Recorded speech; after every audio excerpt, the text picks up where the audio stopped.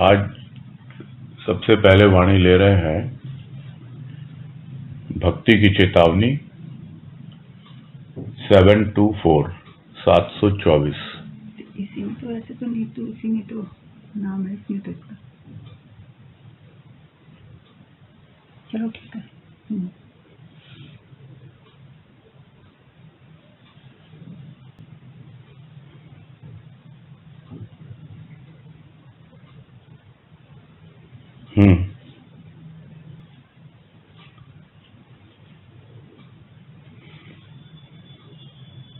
दिख तो रहे हैं यहाँ पर।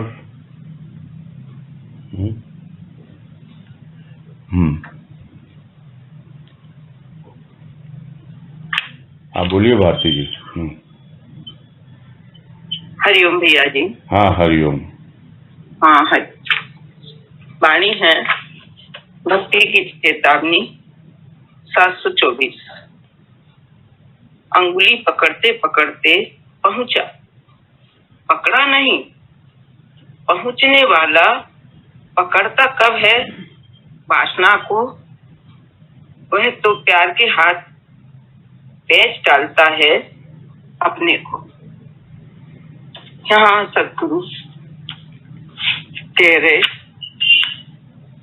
भक्ति में प्राणी शुरू करता है तो चेतावनी जरा गुरुदेव कि अंगुली पकड़ते पकड़ते पहुंचे, यानी कहते हैं पहुंचे यानी कलाई तो पकड़ ही ली। माने भक्ति करते करते इसका यही भाव है कि सत्संग में बैठते या भक्ति करते, यूं कहें कि वाणी सुनते सुनते प्रभु की समीपता का उसको एहसास होने लगता है। नहीं उंगली पकड़ते तो प्राणी को तो यहाँ गुरुदेव भक्ति में चेतावनी दे रहे हैं कि ठीक है, लेकिन जो व्यक्ति भक्ति या सत्संग मन से दिल से करता है वो विषय वासना में नहीं फंसता। यहाँ कहा ना कि पहुंचने वाला पकड़ता कब है वासना, तो नहीं फंसता, नहीं पकड़ता विषयों को। वो तो इतना प्रभु को प्यार करता है कि कुछ भी प्रभु के नाम पर करने को तैयार हो जाता है। वो अपने विषयों में फंसना नहीं चाहता, क्योंकि अब उसे भक्ति में रस आने लगा। तो जब उसको रस आने लगता है तो वो सोचता है कि मैंने मैं और प्रभु का नाम लूं तो उसकी समीपता का ग्रहण कर पाऊं, उसके पास बैठूं, उसका नाम स्मरण सुनते हैं, सत्संग उसकी वाणी सुनते हैं तो उसे रस आने लगता है। तो यही भाव आ रहा था थोड़ा सा। अब आप बताइए। हरिओम। हाँ नीतू जी बोलिए।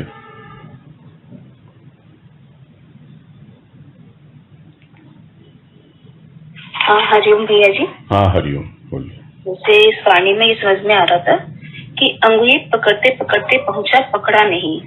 जैसे एक पिता अपने बच्चे का हाथ पकड़ता है, बच्चा अपने पिता का हाथ नहीं पकड़ता। हाथ मतलब इसमें उंगली बताई है, उंगली पकड़ता है, बच्चा अपने पिता की उंगली नहीं पकड़ता, क्योंकि वो तो भी अनजान है, अभी मतलब इतना उसके अंदर भीतर से जागृति नहीं या भक्ति नहीं आई है इतनी।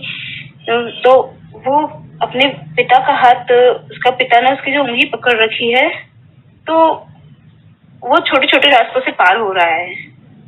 फिर आगे गुरुदेव कह रहे ना, पहुंचने वाला पकड़ता है कब वासना को, और जो पहुंच चुका है, जैसे हमारे गुरुदेव बाबा जो अपने लक्ष्य पर पहुंच चुके हैं, तो वो उन पर कब विषय वासना का उन पर प्रभाव पड़ता है। वो तो इनसे परे होते हैं। क्यों? वो तो सिर्फ प्यार को ही अपने बच्चे के अंदर देखना चाहते हैं, प्यार ही उसके अंदर मतलब प्यार ही उनके ये प्रधान होता है अपने। तो फिर गुरुदेव आगे कह रहे हैं, वह तो प्यार के हाथ बेच डालता है अपने को। तो जैसे हमारे बाबा ने, गुरुदेव ने प्यार के हाथों अपने बच्चों के लिए पूरी तरह अपने आप को बेच दिया। उन्होंने प्यार को ही प्रधानता दी और प्यार ही अपने बच्चों के भीतर वो देखना चाहते हैं, इसलिए वो अपने बच्चे की उंगली पकड़ के थामते हैं उसको। और जब तक वो उसके अंदर प्यार, प्रेम और भाव की जागृति नहीं हो जाती, तब तक वो उसकी उंगली छोड़ते नहीं है पूरी तरह से। यही थोड़ा सा भाव आता। आगे आप बताइए।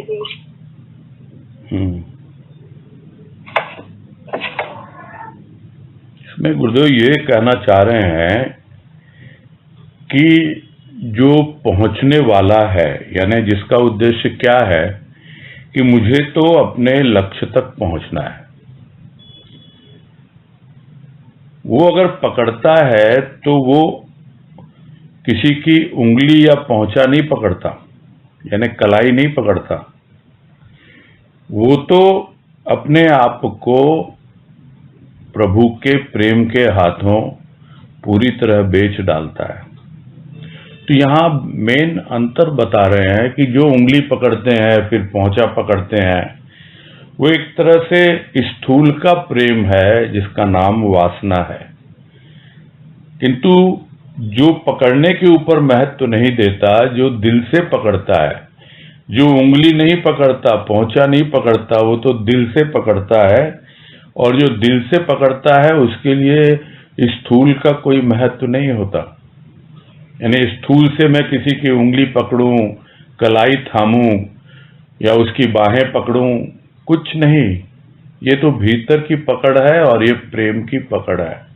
किंतु पकड़ता भी नहीं है, क्योंकि वो अगर पकड़ेगा तो उसके हाथ से तो छूटने की संभावना है। उसने तो अपने आप को समर्पित कर दिया उस प्रेम को, वो प्रेम जो उसे अपने प्रभु के दिल से अपने दिल मिलाने पे अनुभव हुआ।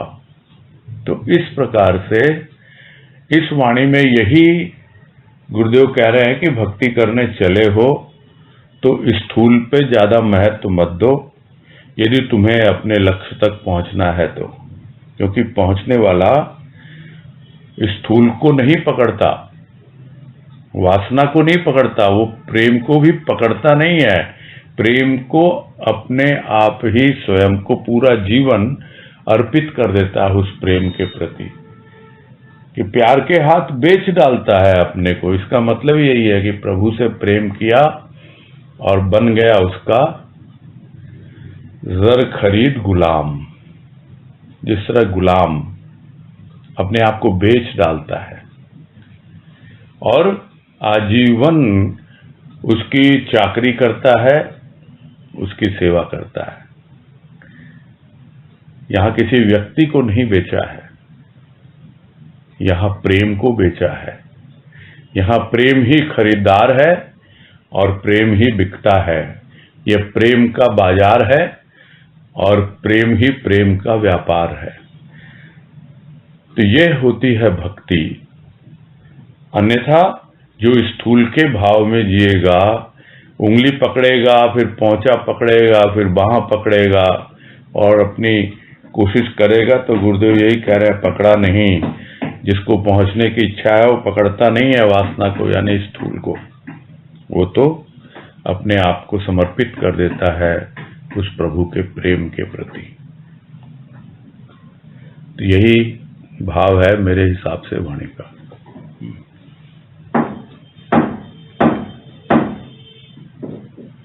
कोई जिज्ञासा है इस संदर्भ में?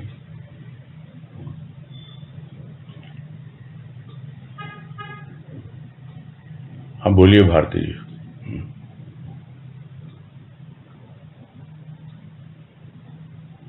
हाँ हरिओम।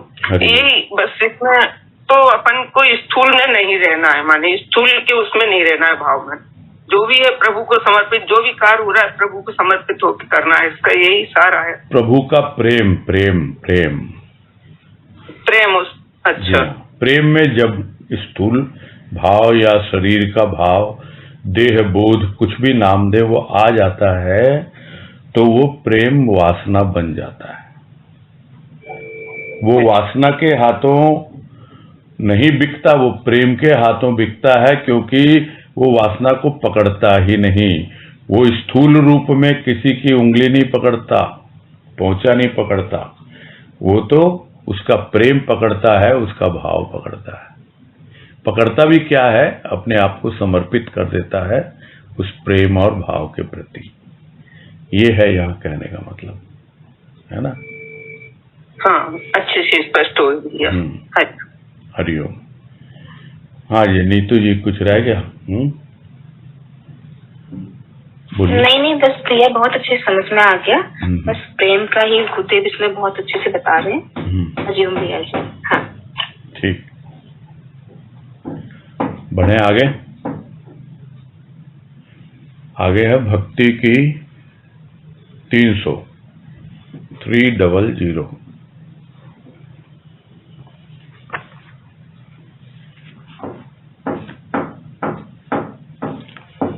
जिन्होंने प्रस्तुत किए हैंड रेज कीजिए।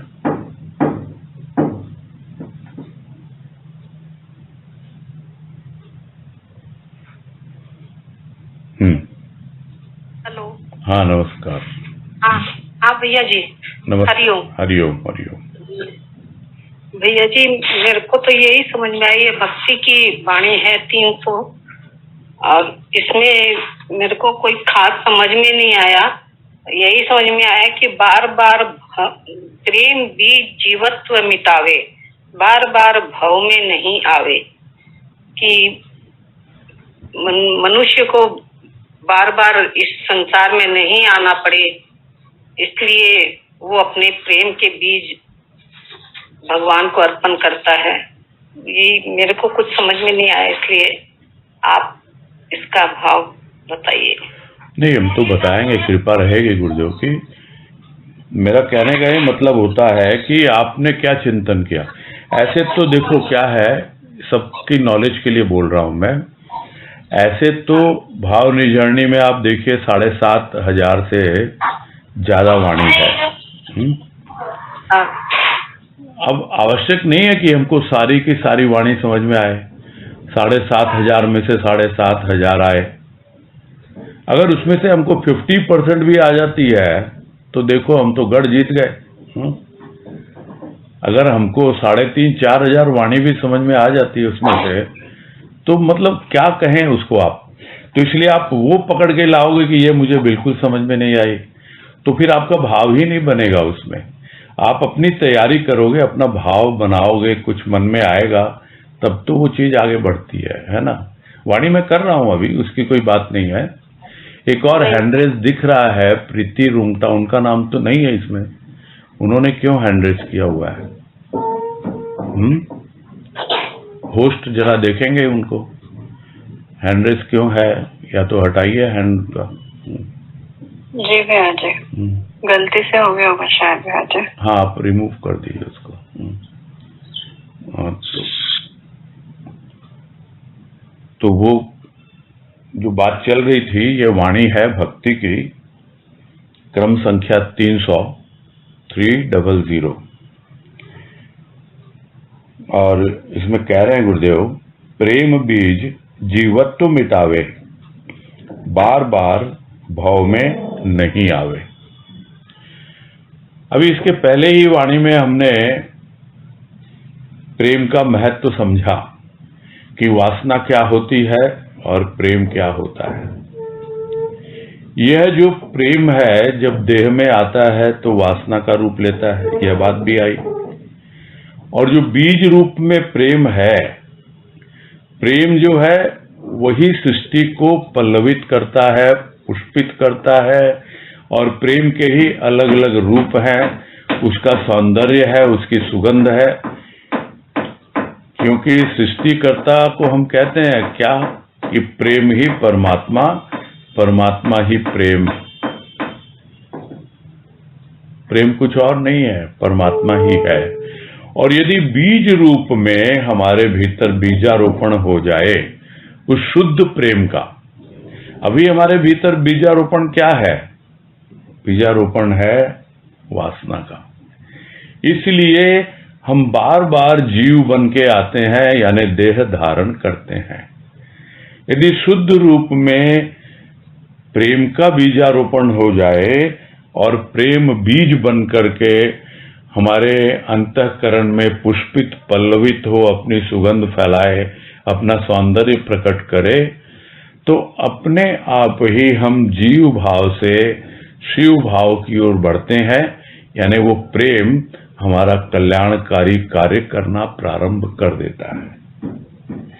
और उसका सीधा सीधा रिजल्ट क्या मिलता है? बार बार भाव में नहीं आवे। नहीं तो यह जो देह का जो प्यार है, शरीर के प्रति जो प्रेम है, वही हमें बार बार खींच के लाता है। और सबसे ज्यादा प्यार हम स्वयं को करते हैं, स्वयं को भी, यानी अपने शरीर को, क्योंकि हम इससे आगे बढ़ ही नहीं पाते हैं। अपने शरीर को ही सजाते हैं, संवारते हैं, जो कुछ भी करते हैं, और दूसरे से भी प्यार जब करते हैं तो उसको भी शरीर ही मान के करते हैं, उसका भी स्थूल रूप ही रखते हैं। और यहाँ यही बता रहे हैं कि तुम भक्ति करने चले हो, पहले भक्ति की चेतावनी में प्रेम का महत्व बताया कि अपने आप को वो तो प्रेम के हाथों बेच देता है, पूरा जीवन समर्पित कर देता है प्रेम को। कैसे करता है कि उसने अपने अंतःकरण में, अपने हृदय में वो प्रेम का बीज बो लिया है। अब इसको मीरा ने कहा ना कि अब ये प्रेम की बेल जो है ये बढ़ती जाएगी, लहलहाएगी। ये जीवन बन जाता है और फिर बार बार आने की आवश्यकता ही नहीं, क्योंकि उसको देह की तो कोई सुध ही नहीं होती, कोई उसको परवाह ही नहीं होती, शरीर के बारे में सोचता ही नहीं वो। उसका पूरा का पूरा ध्यान बस सूक्ष्म में ही रहता है, सूक्ष्म के प्रेम और भाव में ही वो अपना जीवन व्यतीत करता है। तो भक्ति का यह रूप समझाया है गुरुदेव ने कि भक्ति हो तो ऐसी हो कि बार बार भाव में ना आना पड़े। बाकी अलग अलग भक्तों की अपनी अपनी चाह भी होती है। बहुत से भक्त तो ये चाहते हैं कि भाई मैं बार बार आऊं और तुम्हारी भक्ति करूं, भक्ति में मुझे इतना रस मिलता है। तो इतना रस मिलता है, बार बार आऊं, यानी वो तृप्त होना नहीं चाहता। तो जो तृप्त होना नहीं चाहता उसे तो आना पड़ता है, किंतु जो भक्त तृप्त होता है या होना चाहता है वो भाव में आने के लिए बार बार बाध्य नहीं होता। वो आ गया और उसे मालूम है कि अब मैंने अपने भीतर प्रेम का बीजारोपण कर लिया है और उसी के भाव में अपना जीवन व्यतीत कर रहा हूं, और मेरी भक्ति उस अवस्था तक पहुंच रही है जहां मुझे पूरी तृप्ति और संतुष्टि हो रही है। जाने के पहले, यानी भाव संसार छोड़ने के पहले यदि थोड़ा सा भी कुछ रह जाए मन में तो फिर से आना पड़ता है। तो जीवत्व कब मिटता है? जब पूरी तरह कल्याण हो जाता है। प्रलय तो जब होगी तब होगी, अंतिम समय जब आएगा सृष्टि का तब आएगा। यहां तो मेरे लिए प्रेम में मैं लय हो गया। जो एक वाणी में कहा है गुरुदेव ने कि लय तो होना ही है एक दिन, प्रेम में या प्रलय में। तो लय हो जाओ, प्रेम बीज बो लिया और उसका आनंद उठाते उठाते उसी प्रेम में समा जाओ। यही भक्ति होती है। ऐसा ही भाव समझ में आ रहा है मुझे।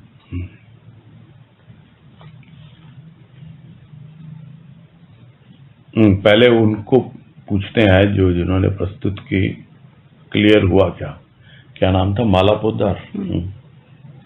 हाँ, ये हैंड रेज कीजिए माला जी। आप कोई आपकी ओर से जिज्ञासा है क्या? अनम्यूट करो इनको। हाँ भैया जी, समझ में आ गई अच्छे से। ठीक।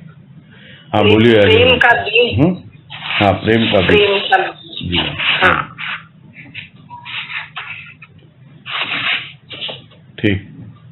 हाँ, अजय बंसल बोलिए। प्रणाम भैया। हाँ नमस्कार, बोलिए। ये शुद्ध प्रेम का जिक्र बार बार आता है, ये थोड़ा सा इसके बारे में और बताएंगे क्या है? क्या नहीं है, ये अनुभूति है। इसको कहते हैं कि मेलोडी खाओ खुद जान जाओ। ऐड आता था ना, वही है। हाँ। जो प्रेम करता है वही जानता है इसको। बताया नहीं जा सकता, ये अनुभव किया जा सकता है। खुद आपका अंतःकरण उसका साक्षी होगा कि उसमें कहीं स्वार्थ अहंकार का पुट तो नहीं है। बस ये दो चीजें हैं जो हमारे प्रेम और भाव को दूषित करती हैं। एक है स्वार्थ और दूसरा है अहंकार। बस कसौटी पे कसते रहो, अपने आप मालूम पड़ता रहेगा। ठीक है ना? और मतलब जैसे अक्सर ये भी कहते हैं कि प्रेम ईश्वर से करें, सेवा बच्चों की करें, तो जो दूसरे उनसे भी शुद्ध प्रेम हो सकता है कि खाली ईश्वर से हो सकता है? पता नहीं दूसरे कौन है। मतलब जो भी भाई, बच्चे, पेरेंट्स, रिलेटिव्स, वो उसमें तो आपका स्थूल का संबंध आ गया ना, किसी न किसी रूप में वो प्रेम जो है विकार युक्त हो जाता है। अच्छा। किसी न किसी रूप में हो ही जाता है। प्रेम के 3 विकृत रूप बात हम लोग बहुत बार करते ही रहते हैं। मोह है, लोभ है, कामना वासना है, ये विकृत रूप है प्रेम का।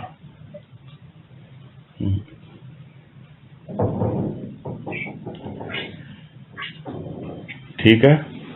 ठीक है भैया, प्रणाम। हाँ, हरिओम हरिओम। वाणी तो हो गई ना, और अगली लें? नेक्स्ट लीजिए। नेक्स्ट लीजिए। अगली वाणी है चेतावनी 4 नंबर 04। हाँ, जिन्होंने प्रस्तुत किया हैंड रेस कीजिए। अच्छा, इसके पहले ये क्या प्रश्न है क्या आपका कुछ, शर्मिला जी? अच्छा, आप भी हैं क्या इसमें? ओ, शर्मिला जी, सुधा तुलसियान, और कौन कौन है? अजय बंसल, उषा बंसल, सुधा तुलसियान, शर्मिला चौधरी। चलिए, अजय बंसल जी को ही देते हैं बोलने को, क्योंकि पिछली बार उषा बंसल को चांस दिया गया था। बोलिए अजय जी। समझ में तो यही आ रहा है कि जीवन में कांटे भी हैं। पहले वाणी पढ़िए, पहले वाणी पढ़िए, फिर बोलिए उसके बारे में।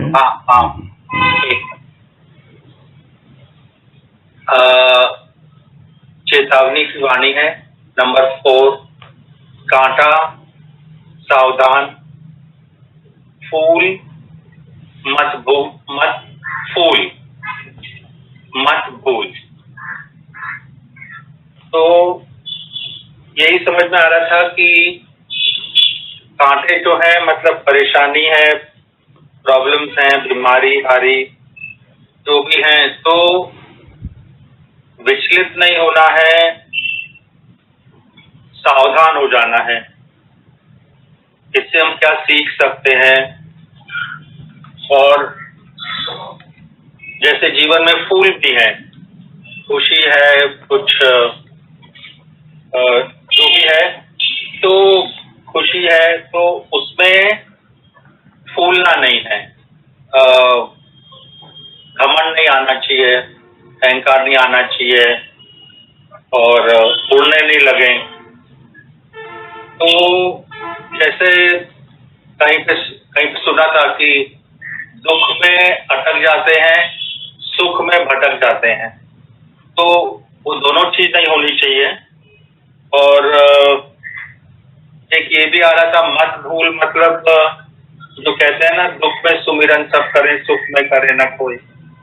तो सुख भी है, उसमें भी प्रभु का सुमिरन चालू रखें और हमेशा याद रखें। तो दुख में भी उनकी याद आएगी। मतलब एक तरह का एक बैलेंस, एक समभाव जो है वो हमेशा बनाए रखें, ऐसा समझ में आ रहा था भैया। हरिओम हरिओम। हाँ जी, शर्मिला जी बोलिए।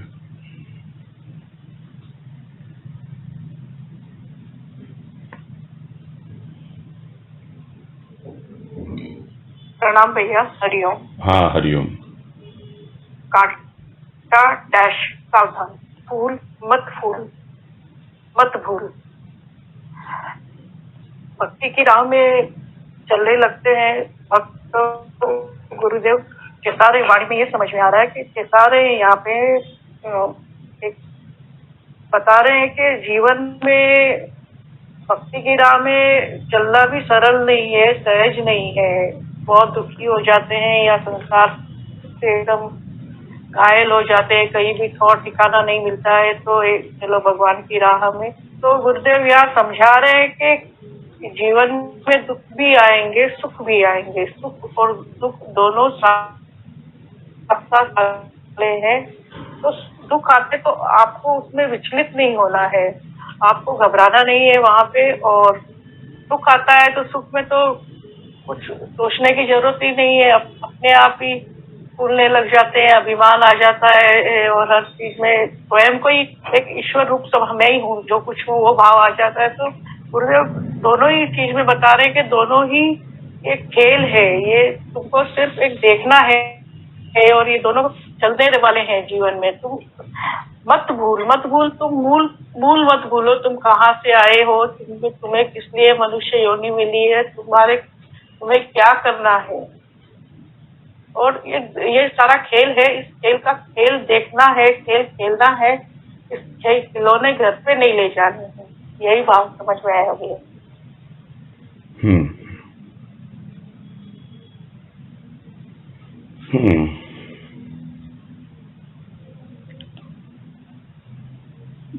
कांटा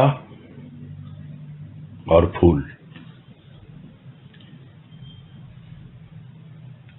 यही दो चीजें हैं। ठीक है, हम कांटे को कष्ट माने और फूल को खुशी माने, प्रसन्नता माने।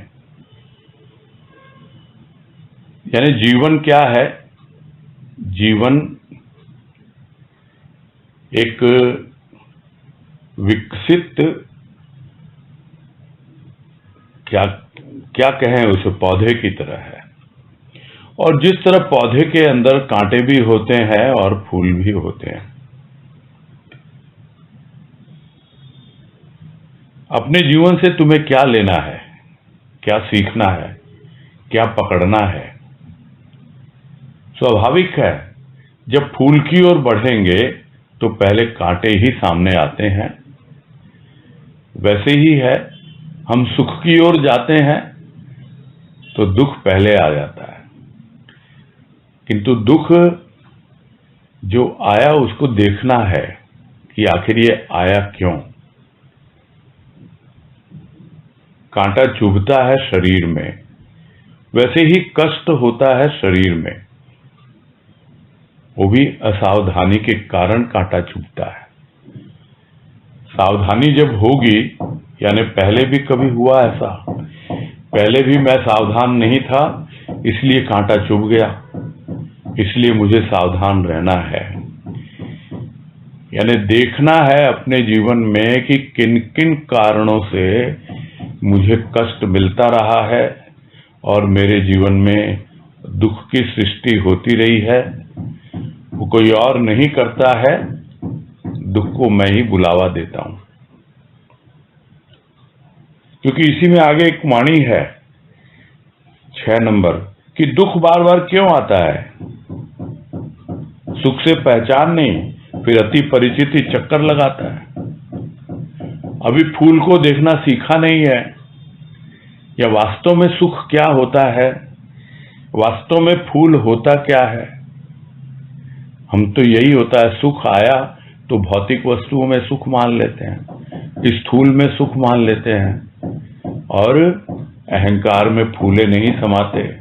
देखो मेरे पास इतना धन है, मेरा इतना रुतबा है, मेरी ये पहचान है, और सब प्रशंसा के भूखे, मान बढ़ाई चाहिए। ये सब अहंकार के रूप हैं। और वो जो अहंकार है वही फुलाता है कि अरे देखो मैंने सब सुख के उपादान कर रखे हैं। वो सुख नहीं है, वो सिर्फ एक तुम्हारी क्या कहें, एक भ्रम की सृष्टि है। वो सुख से अभी तुम्हारी पहचान हुई ही नहीं है कि वास्तविक सुख होता क्या है।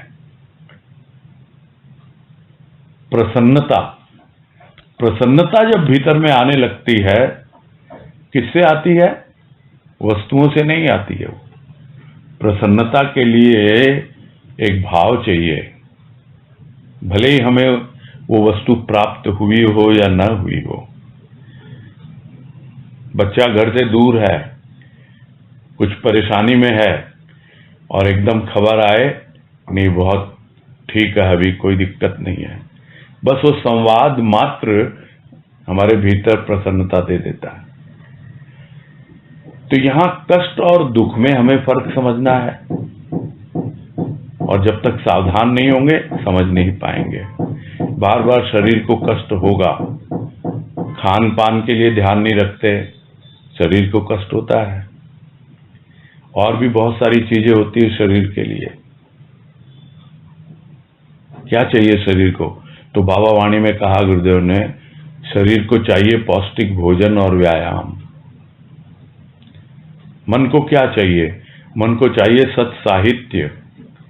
और जब मन को सत साहित्य मिलता है, यानी ऐसा कुछ पढ़ने को, सुनने को, और भीतर में कुछ ऐसा भाव आता है, तब वास्तव में जो एक प्रसन्नता मिलती है, एक खुशी मिलती है, वो जो सुख की अनुभूति होती है, उससे हमें वास्तविक सुख की पहचान होती है।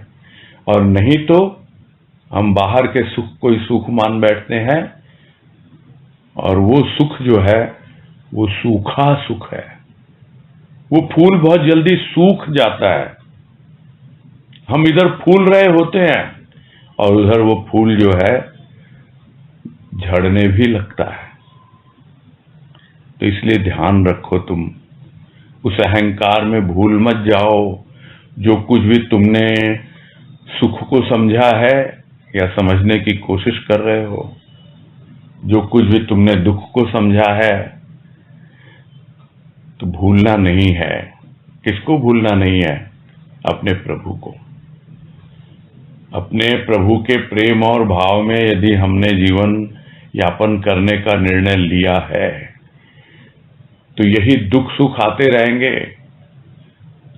दुख के प्रति सचेत हो जाएं ताकि वो हमें परेशान न करे, और सुख के प्रति ये भी हो जाए कि हम भूल न जाएं अपने आप को, अपने आप को भी और प्रभु को भी। तो इस प्रकार से ये चेतावनी है कि भी जीवन इसी का नाम है, आगे बढ़ रहे हो, किंतु इस प्रकार से तुम्हें जीवन व्यतीत करना है।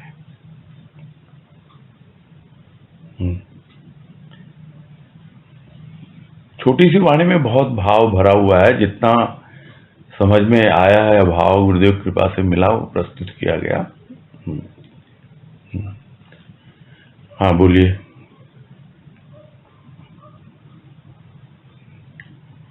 ठीक है, कोई जिज्ञासा है?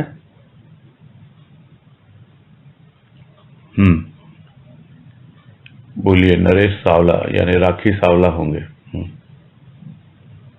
प्रणाम भैया। हाँ नमस्कार, बोलिए। भैया बस अभी जो वाणी में आपने खोला तो एक बात अच्छी गुरुदेव की कि योगा के लिए बोला। तो जैसे योगा जरूरी नहीं है कि जो भारी योगा होती है वो करें। जैसे सुबह उठ के गुरुदेव के सम्मुख बैठ मतलब अपने आप में बैठना भी एक ये शरीर के लिए उपयोगी होगा भैया। यही थोड़ा मन में भाव आ रहा था। नहीं, शरीर का ख्याल शरीर की तरह करना है, मन का ख्याल मन की तरह करना है, ये बात है। जी। शरीर अपनी जगह है, मन अपनी जगह है। हाँ मतलब भैया वही, मतलब मन विचलित रहता है जैसे कुछ गुरुदेव का। हाँ तो मन को चाहिए सत साहित्य, शरीर को चाहिए पौष्टिक भोजन और व्यायाम। ये गुरुदेव ने लिखा है बाबा बलदेव वाणी में, पुस्तक में। यही है बात। तो ठीक है। प्रणाम भैया। हाँ नमस्कार। हाँ शर्मिला जी।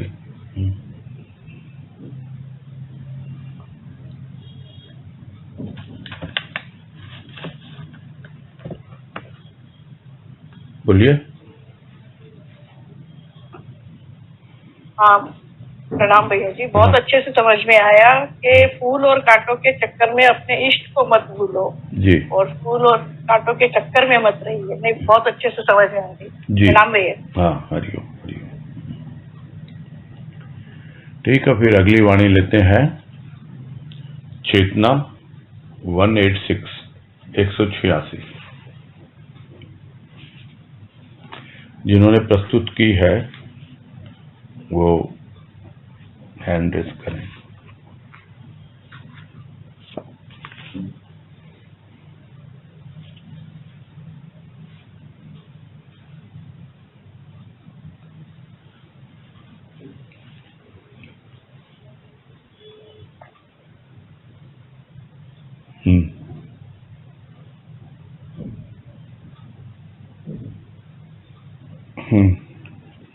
तनुश्री शर्मा।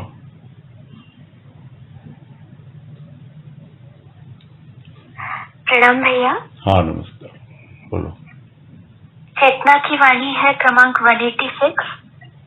सड़ी का सदुपयोग तत्व में मिलने दे।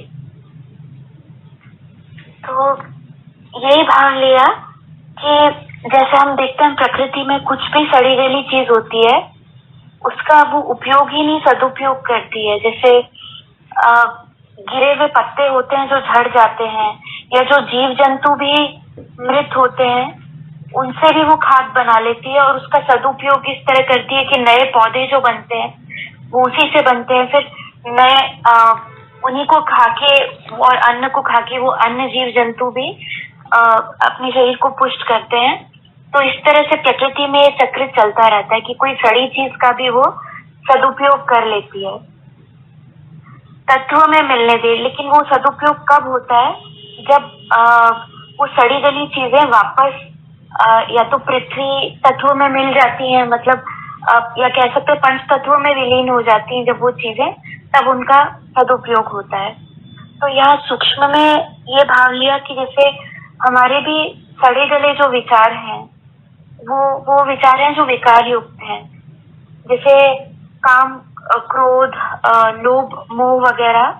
तो ये सब जो विकार हैं जब ये प्रेम या भाव के तत्व में मिल जाते हैं तो इनका ट्रांसफॉर्मेशन हो जाता है और ये उनका सदुपयोग हो जाता है कि हमें लोभ भी होगा तो अपने इष्ट के लिए, मोह भी होगा तो उसका भी रूपांतरण वो इष्ट के लिए होता है। तो प्रेम, प्रभु का प्रेम इस तरह से वो कांटा है जो बाकी सारे कांटों को निकालता है। तो ये भाग लिया। हरिओम। हरिओम। हाँ, सुनीता चौधरी।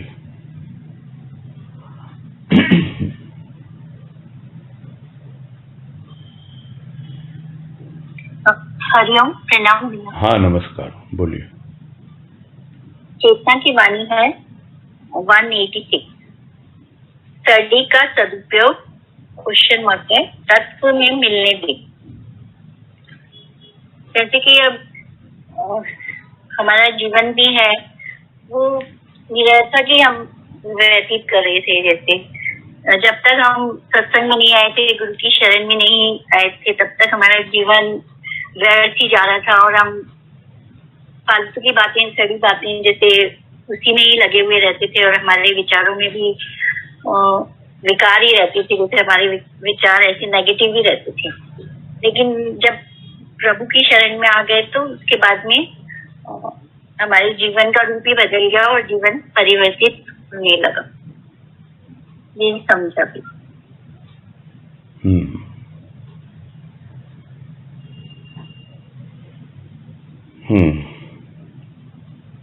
नहीं, भाव तो मोरलेस यही है इसका कि जिसको हम समझते हैं कि वो सड़ गया। सड़ा हुआ क्या होता है? सड़ा हुआ का मतलब है कि वो पूरी तरह से निरर्थक है, और निरर्थक ही नहीं, वो प्राकृतिक रूप से अपने आप ही, जिसको कहा जाता है कि गुरुदेव ने भी कहा है, क्षण क्षण क्षय क्षय। ये शरीर जो है प्राकृतिक रूप से ही क्षय की ओर बढ़ रहा है, नष्ट हो रहा है।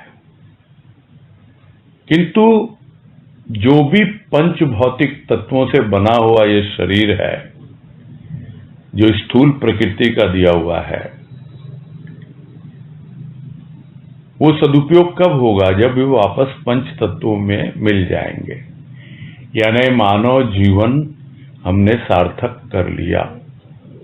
उसी प्रकार जो हमारे सूक्ष्म के तत्व हैं, जो अलग अलग रूप बनते हैं तत्व की दृष्टि से, मन है, बुद्धि है, चित्त है, अहंकार है, वो सब उसी में समा जाएं जिस तत्व से वो प्रकट हुए हैं, यानी आत्म तत्व से। स्थूल प्रकृति स्थूल के तत्व को ले लेती है जब शरीर छूटता है, किंतु हमारी जो सूक्ष्म प्रकृति है वो जब तक पूरी तरह से उसका क्षय न हो जाए, यानी डिके न हो जाए, सड़ न जाए, यानी अब कोई काम का नहीं रहा, ये मन बुद्धि चित्त इत्यादि ये पूरी तरह है तत्व में मिलने के योग्य हो गया है, यानी जिस तत्व से आत्म तत्व से निकला है। ये स्थूल का भी अद्वैत की दृष्टि से तो यही कहा जाता है कि स्थूल भी इस आत्म तत्व का ही रूप होता है, किंतु द्वैत की दृष्टि से स्थूल प्रकृति को बनाने वाला वो परमात्मा है और सूक्ष्म प्रकृति को बनाने वाला आत्मा है। यानी हमारी जो सूक्ष्म प्रकृति है उसको बनाया है हमारी आत्मा ने। आत्मा से उत्पन्न हुई है ये सब चीजें, मन बुद्धि चित्त अहंकार इत्यादि। और जो स्थूल शरीर हमको दिया है वो दिया है परमात्मा ने। तो इस प्रकार से जब हमारा स्थूल शरीर, स्थूल प्रकृति जो परमात्मा का रूप है उसमें विलीन हो गई और हमारी जो सूक्ष्म प्रकृति है वो विलीन हो गई उस आत्मा में, यानी तत्व में तत्व मिल गए, तब जाकर हमें सड़ी हुई का सदुपयोग मालूम पड़ता है। नहीं तो हमको लगता है कि हम क्या बातें कर रहे हैं, कोई नई बात तो कर ही नहीं रहे, ये सब तो पुरानी बातें हैं। अब भले कोई इसे कह दे नयापन क्या है, ये तो सड़ा गला हुआ ही है। और हमारा जब पूरी तरह अंदर से अनुभव में हमें आने लगे कि सब कुछ अब कोई काम का रहा नहीं, न मन न बुद्धि न चित्त न अहंकार, कहाँ जाएगा वो तत्व में ही मिलेगा। तब उसका सदुपयोग होगा। जिस तरह बाहर की प्रकृति का उदाहरण आया, पत्ते झड़ते हैं, फूल झड़ते हैं, और भी जितना कुछ है प्रकृति समेट लेती है, अपने तत्वों में मिला लेती है और फिर से एक नए रूप में उनको प्रस्तुत करती है। वैसे ही आत्मा उनको समेट लेती है और उसके बाद में नए रूप में प्रस्तुत करती है। यदि वो उस योग्य हों और यदि पूरी तरह से सड़ चुके होंगे तो उसका रूप अलग बनेगा, यानी फिर उसका रूप ही नहीं बनेगा, वो उसी में समा जाएंगे। तो तत्व में मिलने दे तब पता लगता है। अब कौन बताने आएगा तत्व में मिल गया कि नहीं मिला। जब ज्ञान हो जाता है, और यही सुना गया है कि तत्व ज्ञान क्या है, आत्म तत्व में सारे तत्व विलीन हो जाते हैं। जितना भी ज्ञान अब तक अर्जित किया है, जो भी मन बुद्धि चित्त अहंकार, वो सब पूरी तरह उसी में विलीन हो गए। जब सड़ गए, गल गए, हम सोचेंगे क्या है हमारा, कुछ नहीं, वो ले लेता है आत्म तत्व सब कुछ वापस, और फिर से नए भाव विचार नया। तभी कहा जाता है कि ज्ञान होने के बाद में दृष्टि बदल जाती है, सृष्टि बदल जाती है, जीवन अलग हो जाता है। यानी भीतर की प्रकृति का आमूल चूल परिवर्तन हो जाता है। तो अभी चेतना जागी है, तत्व में मिलने दे, तब तुझे समझ में आएगा कि जो भी तुम्हारे निरर्थक सड़े गले जो कुछ तुम्हें प्रतीत होते हैं सब उसी में समा रहे हैं। वो ले रहा है, मिल जाए पूरी तरह से तब उसका रूप प्रकट होगा। तो ऐसा ही कुछ भाव समझ में आ रहा मुझे।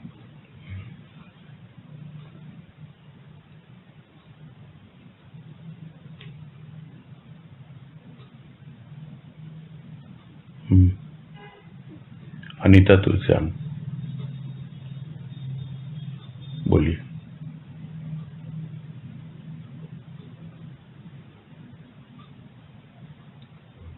प्रणाम भैया। हाँ नमस्कार, बोलिए।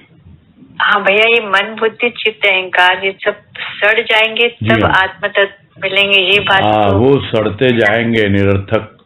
जो मन से काम लेना ले लिया ना, हो गया, अब क्या मन की जरूरत है। अच्छा। पहुंच गया, वो तत्व में मिल रहा है, पहुंच रहा जहां से निकला था। वो अंतिम अवस्था में रहता नहीं है। अंतिम मतलब जो आत्मज्ञान की जो स्थिति बताई जाती है, मालूम तो किसको पड़ता है? जो कुछ भी सुनते हैं पढ़ते हैं उसी के आधार पर ही बता रहे हैं। उस वक्त के बाद में क्या होता है, बदल जाता है सब कुछ, एक नई सृष्टि हो जाती है भीतर, जिसको गुरुदेव ने प्रकृति और स्वभाव जो लेख हम लोगों ने पढ़ा था उसमें यही समझाया था कि वो भाव सबको साथ लेके चलता है, चाहे वो सड़ा है, गला है, कुछ भी है, और वो भाव पहुंचा देता है आत्म भाव में, पूरी तरह आत्म तत्व में वो भाव पहुंचा देता है सारे तत्वों को, और खुद वहां से हट जाता है। तो आत्मा रह गया। अब फिर से जब स्वभाव से जब वापस लौटता है, यानी स्वयं में समा गया, फिर जब वापस लौटता है तो क्या रहता है? केवल भाव रहता है, और वो भाव ही उसका स्वभाव बन जाता है।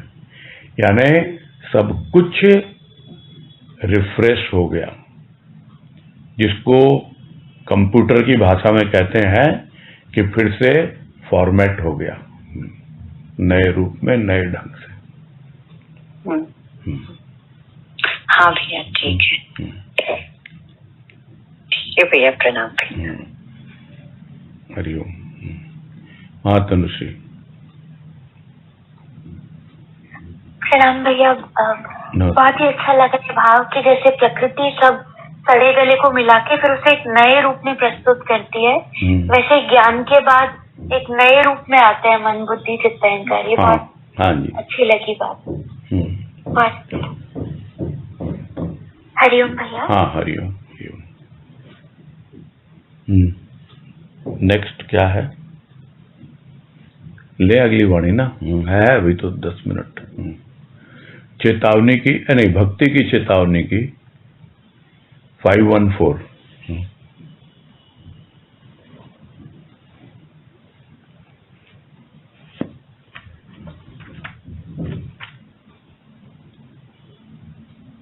राशि अग्रवाल, बोलिए। प्रणाम भैया। हाँ नमस्कार, बोलिए। भक्ति की चेतावनी है 514। झुका खोजता है, खड़ा चढ़ा, पड़ा लड़ा। इसमें यही भाव मन में आ रहा है भैया कि भक्ति में चेतावनी है। भक्त भक्ति करते हुए झुक जाता है, अहम झुक जाता है उसका, और खोज रहा है। क्या खोज रहा है? जो खो गया। क्या खो गया? जो कभी मेरा था, मेरे पास था।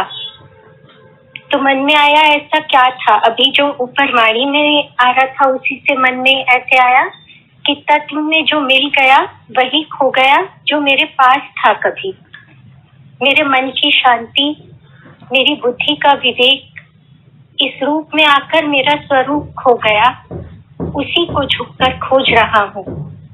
तो भक्त को चेतावनी दी जा रही है कि भक्ति करते हुए खोज रहा है ये चीजें हो, जब वो, और जब झुके झुके खोजते खोजते अपना अहम झुक गया और ढूंढ रहा है, तो प्रभु की कृपा से ही, उसके बल से जब वो खड़ा हो पाता है तब वो ऊर्ध्वमुखी गति, चढ़ना, जैसे हम पहाड़ पे चढ़ना कहें या किसी बेल का पेड़ पर चढ़ना कहें, कि खड़े होकर चढ़ने के समय गति ऊर्ध्वमुखी हो गई। प्रभु का बल पाकर भक्ति में गति ऊर्ध्वमुखी आई। परंतु जब खड़ा हो रहा है, चढ़ रहा है, तो अगर गिर पड़ा लड़ा, अगर पड़ गया, जमीन पर पड़ गया, गिर गया, यानी गति अधोमुखी हो गई, उसको मेंटेन नहीं कर पाया, उसको संभाल नहीं पाया, तो पड़ा लड़ा, यानी अब अंतर्द्वंद होगा। उसका जो पाया था वो मुझसे छूट गया, जो चढ़ रहा था वहां से गिर पड़ा। जैसे युद्ध में हम देखें कि सैनिक धराशायी होकर जमीन पर गिर पड़ता है, बस यही भाव आ रहा था भैया। पूरा स्पष्ट नहीं हो पा रहा था मुझे, ये पड़ा लड़ा में और खड़ा चढ़ा में थोड़ा कंफ्यूजिंग लग रहा था, आप स्पष्ट करें।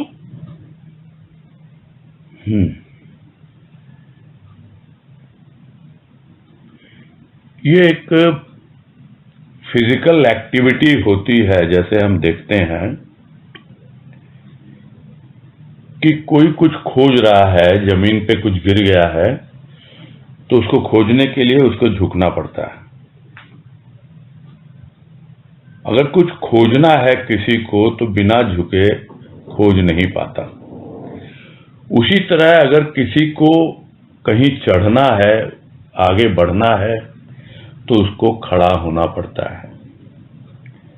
किंतु यदि कोई पड़ा रहे तो फिर वो बस लड़ता ही रहेगा, बड़बड़ाता ही रहेगा। तो सीधा सीधा भाव मुझे तो यही समझ में आ रहा है कि तुम भक्ति की राह पे चले हो, ठीक है, देखो, अपने आप को समझो, झुक तो गए उसके चरणों में, लेकिन क्या खोज रहे हो तुम? किसको खोज रहे हो? तो आपने कहा अपने आप को खोज रहा है। अपने आप को तो पा नहीं पाएगा, भक्ति में तो नहीं पा पाएगा। उसके लिए तो उसको खड़ा होना पड़ेगा, उसको ऊपर की यात्रा करनी पड़ेगी, ऊर्ध्वमुखी होकर के अपने भावों को और ऊपर उठाना होगा, तब जाकर के वो कुछ खोज पाएगा, अपने आप को खोज पाएगा। हाँ, यह जरूर है कि झुका हुआ है तू और फिर भी खोज रहा है, ये कोई छोटी मोटी चीज नहीं है। यदि तू अपने आप को खोज रहा है तो उसके लिए ऊंचाइयों तक जाना पड़ेगा, तुम्हें खड़ा भी होना पड़ेगा और आगे भी बढ़ना पड़ेगा, ऊपर भी चढ़ना होगा, यानी अपने धरातल को और ऊंचा उठाना होगा। किंतु यदि तुम सुनो ही ना, जो कुछ भी तुम्हें समझाया जा रहा है, तुम तो अपने कंफर्ट जोन में ही पड़े हुए हो। न तो तुमसे ये होता है, न भक्ति होती है, न ज्ञान की ओर बढ़ना चाहते हो। झुके भी हो तो खोजना नहीं चाहते, खड़े अगर हो भी जाते हो तो चढ़ना नहीं चाहते। तो ठीक है, पड़े रहो, लड़ते रहो अपने आप से, अपने विचारों के द्वंद्व में पूरा जीवन बिताते रहो। तो संक्षेप में तो मुझे यही भाव समझ में आ रहा है कि यही चेतावनी है। अब उस चेतावनी को आप भक्ति की चेतावनी कहें या ज्ञान की चेतावनी कहें या सिर्फ चेतावनी कहें, यानी तुम अपने आप को देखो, समझो कि तुम किस अवस्था में हो। झुका हुआ खोजता है अवश्य, लेकिन सिर्फ झुके रहने से तो नहीं होगा। खोज लिया, कुछ तो मिला ना, तो फिर खड़े हो, आगे बढ़ो, चढ़ो ऊपर सीढ़ियां। वो तो किया नहीं तुमने, बस अपने ही रिलैक्स होके, हाँ मुझे ये मिल गया, मुझे ये मिल गया, मैंने खोजा, ये खोजा, बस। तो फिर द्वंद्व दूर नहीं होगा विचारों का, खुद से ही लड़ते रहोगे। तो फिर से पढ़ी वाणी मैंने और यही भाव मुझे तो समझ में आ रहा है।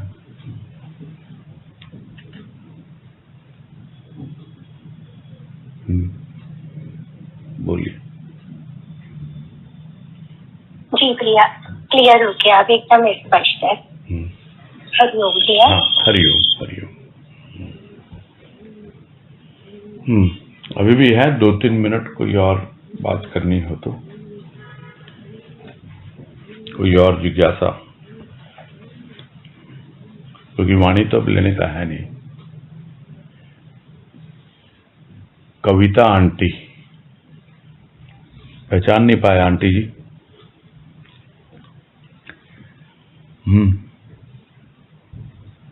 बताइए जरा, अपना परिचय देंगे?